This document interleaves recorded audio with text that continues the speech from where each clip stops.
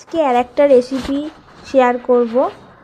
এটা হচ্ছে পালং শাকের ঘন্ট, মানে সব রকম সবজি, যেমন শীতকালীন সবজি মূলো, আলু, বেগুন দিয়ে, বড়ি দিয়ে পালং শাকের ঘন্টর রেসিপি শেয়ার করছি। তাই পুরো ভিডিওটা আপনারা দেখতে থাকুন, আশা করছি সবার খুব ভালো লাগবে। এটা হচ্ছে পালং শাক, 2 আঁটি পালং শাক নিয়েছি। পালং শাকগুলো ভালো করে আমি আগে ধুয়ে নেব, তারপরে কাটবো। কাটার পর আরেকটু ধুয়ে নেব ভালো করে। এইভাবে মিহি করে কেটে নিয়েছি, মিহি করে নয়, মানে মোটামুটি কেটে নিয়ে আর ভালো করে ধুয়ে জল ঝারিয়ে রেখে দিয়েছি চুবড়িতে। আর এখানে সবজিগুলো সব কেটে রেখে দিয়েছি, শিম, আলু, বেগুন, মূলো, আর এখানে মটরশুঁটিও কটা ছাড়িয়ে রেখে দিয়েছি। আর এখানে কড়া গরম হয়ে গেছে, সর্ষের তেল দিয়ে দিলাম।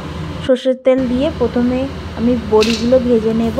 এখানে আমি বিউলির ডালের বড়ি ব্যবহার করছি, মুসুর ডালের বড়িও ব্যবহার করা যাবে, আর ঘরোয়াভাবে ডালের বড়া দিয়েও করা যাবে, খেতে সুস্বাদু হবে আরও বেশি। ভালো করে লাল লাল করে ভাজা হয়ে গেলে বড়িগুলো তুলে রেখে দেব। এরপর ওই তেলের মধ্যে একটু পাঁচফোড়ন দিয়ে দিলাম, তারপর তেজপাতা আর শুকনো লঙ্কা দিয়ে দেবো, আর আদা বাটা দিয়ে দিলাম, দিয়ে ভালো করে ভাজবো। ভাজার পর আগে ভালো করে ভেজে নেব, তারপরে আমি সবজিগুলো, টমেটো দেবো এর মধ্যে। আর একটু তেল দিয়ে দিলাম প্রথমে, তারপর কেটে রাখা টমেটো দিয়ে দিলাম। টমেটো খাওয়ার স্বাদের মান আর একটু বাড়িয়ে দেয়, তাই টমেটোটা দিলাম। টমেটোটা আগে ভালো করে একটু ভেজে নেব। এরপরে লবণ দিচ্ছি, টমেটো যাতে নরম হয়ে যায়।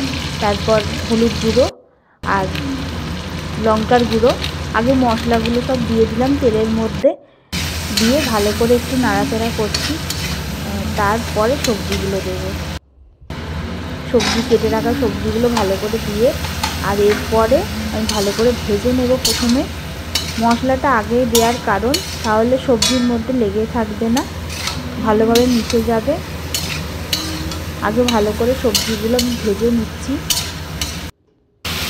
তারপর সামান্য চিনি দিলাম, অল্প চিনি দিলে খাবারের স্বাদটা আরেকটু বেড়ে যায়, তাই সামান্য চিনি দিলাম। দিয়ে আমি কিছুক্ষণের জন্য ঢাকা দিয়ে রেখে দিচ্ছি। এরপর ঢাকাটা খুলে দেখছি যে দেখুন জল বেরিয়ে গেছে, সবজি থেকে একটু জল বেরিয়েছে। তারপর আর একটু ভালো করে নাড়াচাড়া করছি। এরপর ভেজে রাখা বড়িগুলো আমি দিয়ে দিলাম, দিয়ে আর একটু ভালো করে মিশিয়ে নিচ্ছি বড়ির সঙ্গে সবজি।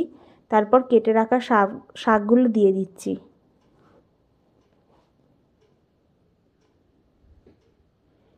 শাকগুলো দিয়ে আগে উপর থেকে নিচে ভালো করে মিশিয়ে নিচ্ছি, তারপর একটু ঢাকা দিয়ে রেখে দেব।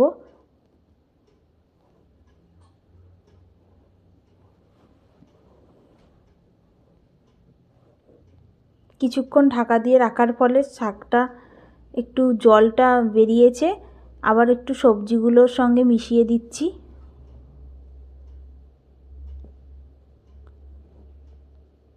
আর একবার চাপা দিয়ে দেব, দিয়ে কিছুক্ষণ পর চাপা খুলে দেখছি পুরোটাই জল বেরিয়ে গেছে, আর শাকটাও বেশ নরম হয়ে গেছে।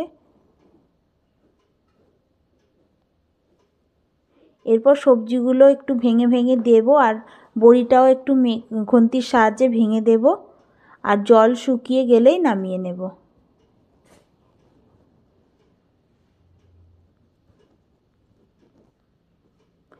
এরপরে আমি জিরে ধনে গুঁড়ো দিয়ে দিচ্ছি।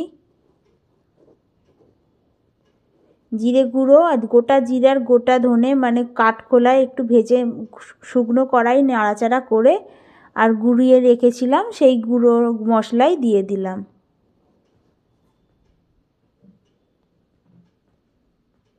হয়ে গেছে রেডি।